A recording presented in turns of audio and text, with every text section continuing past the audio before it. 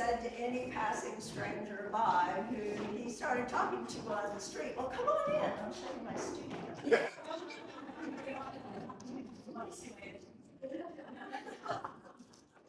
So this is a history of a man, and these are his only black and white drawings, and there are more. So they were very carefully chosen for this exhibition. And we certainly enjoyed looking through them. I had not seen them in probably 20 years. A lot of the work was just, he would do their work, he would put it in a file cabinet and not to be seen again. He concentrated mostly on his paintings. He always wanted to show only his new work, but I have over 100 paintings of work during his entire time that he painted. So from about 1958 forward to 2009 when he passed away. So that work has been shown, is owned in collections all over the United States. There's one in Asheville, one in Greenville, South Carolina, one at Whitney, at the University of California, San Diego. So they're scattered all across the nation, and he's in many private collections as well. So he was a true painter. From the earliest of time. But Gary's story is different, and the University of Georgia kind of pointed out to me that perhaps I could tell the story, because not a lot of people know that he was handicapped. He was hurt in the Marine Corps in 1956 and became a paraplegic. So he was one of the first out of the Korean War whose lives were saved by the surgeries from MASH. Everybody know that story? So he was in New York after his injury. He was actually able to learn how to drive and use hand controls, but there are no sidewalk cuts anywhere in New York. So there he was on the curb, doing his calisthenics to get up on the curb where he was living. Very shortly after he moved to New York City, he went to France, where he had the opportunity to live in Cézanne's studio and work for a year. So that really pushed his career and pushed his painterly mind to really concentrate on what he did, besides traveling all over Europe. So when he came back to the United States, he had a studio in Soho, in the meatpacking industry, long before Soho was the chic, modern, architectural place that it is today. So he was one of the first there. I think he was like on the 3rd floor or something. Luckily, there was an elevator in that building because being in a wheelchair would not be too great in a building like that. So very quickly after he was in New York, and he did go to the new school there, he decided that he wanted to move to California, and he had met a young woman in France who he asked to marry him, and they went to California and they built a beautiful mid-century house in Big Sur overlooking the ocean, where there were cougars and wildlife all around them. And so he was painting there. So this is mostly a story about all the different studios that Gary had throughout his career and how his life changed going forward. So from the California house that he built, unfortunately his first wife passed away. She had asthma and she passed away after 4 years of marriage. He married again, went back to New York, kept painting, and his work was evolving completely everywhere he lived because of the light. He was very influenced by light and the emotions of the time that he was in. So once he got back to New York, it was a time of minimalism. And he attended Yale as an undergraduate. And then he was awarded an MFA, Master's in Fine Arts, there. And then again, his career was starting to edge up very quickly. So he decided to leave New York and go to California. And he took a teaching position at University of California at San Diego.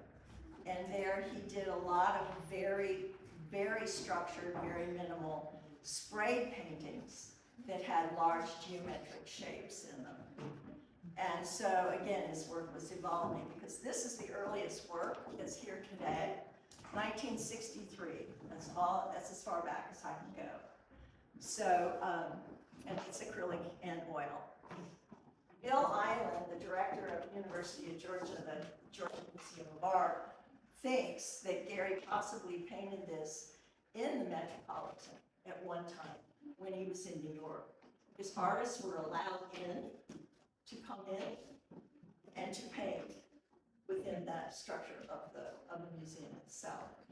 It's hard to know. I'm not sure exactly where he was in '63. So, but he was finishing up at Yale and moving on to California at that time. So after the years in California, where he had another studio, this time right on the beach in Del Mar, California. It was an old restaurant, and he painted these brilliantly colored works of art. And in the other room, there's just one representation of these very kind of flat, plain, but there's a lot of activity occurring behind them because he was using unusual methods of creating texture. And the rags in the other room on the floor are what he got those really funny, kind of crazy lines going on his big works of art. And then the strings were used later, but he always liked to incorporate unusual aspects in the way that he worked. So from California, now he's in California, working, professor, driving back to New York to show in New York, show in California, show in New York. And, like driving a Mustang Shelby across the United States and the whole thing blows up because he's driving so fast and crazy. So anyway, so he's in California and he said, I really need to look after my career. So he moves back to New York and he works there in his studio and then decides he wants to move out into the country. He was very involved in historic preservation in New York, in California. And so he found a building on the Hudson River, 80 miles from New York City, and he decided that he would invite a couple of other painters. And there are photographs of that building in the other room that you'll see.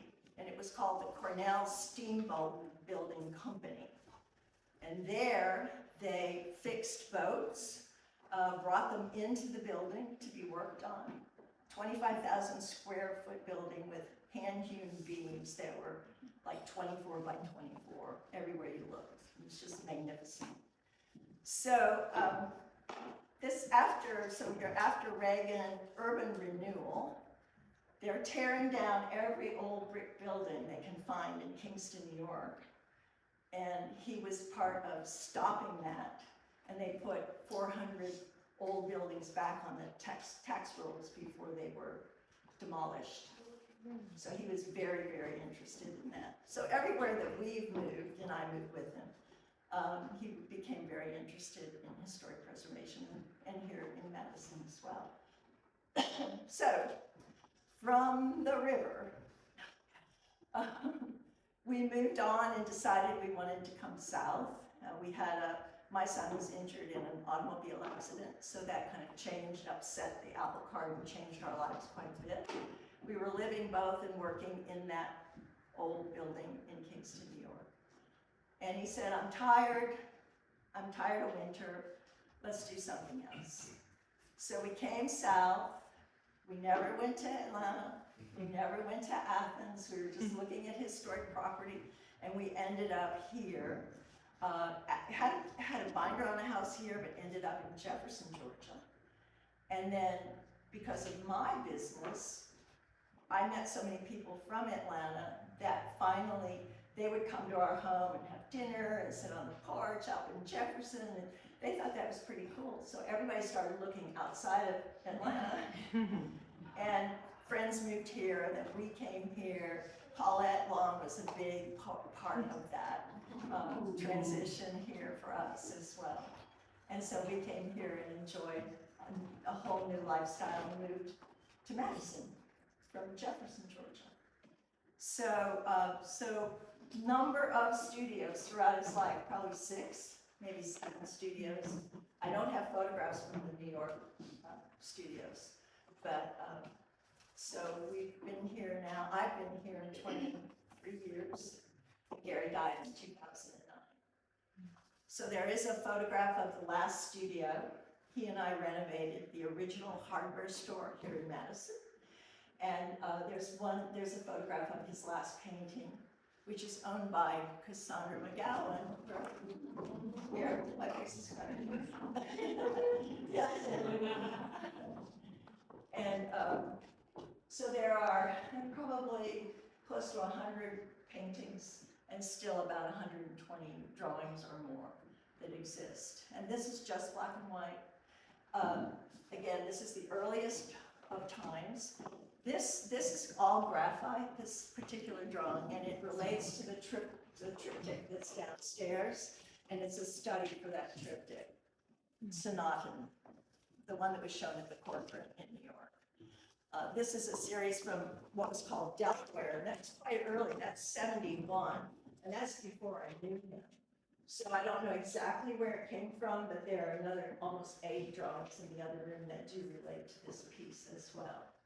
He got involved in etching work in Kingston, New York, and that was an exciting new aspect for him. So he really enjoyed it. He would have loved to have done and worked with a really fine printmaker, but he really never had opportunity to do that. So charcoals, and then Paulette, this is one of Paulette's pieces here.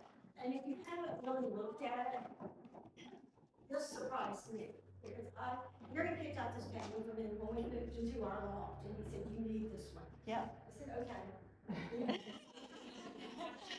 I need it, I'll take it. Right. And it was beside my bed. And at first, I thought it was just a cloud and circles. If you look closely, you will see that there are figures in here, a lot. And they change daily with me, I guess, according to the kind of mood I'm in. And sometimes I say, "You better get up." This is not going well. Well, I found something that he had written about. He was writing about Caravaggio, and he was talking about the light, the way a light comes into work, that it can come in from the sides, or it can be lit from the top, or it can be directly put on it. It's called luz de vida. But that was such a part of Gary's work, because you think something's dark, and then you stand back away from it, and there's like this whole world of like information coming forward and back. So I think that, you need to look carefully and enjoy these abstract works. And if you have a million questions, I'm here to try to answer them. Very late in his life, just a little note, he did this little series of these tiny miniature drawings. There are only about 12 that exist. There are these 2, and Bobby Rushing and Bill Rushing own the rest of them. Tell them where your first date was. Oh, he drove his big Lincoln, and I remember sitting in these big leather chairs. It was a beautiful day, and we were driving to New York, and we went to the Frick.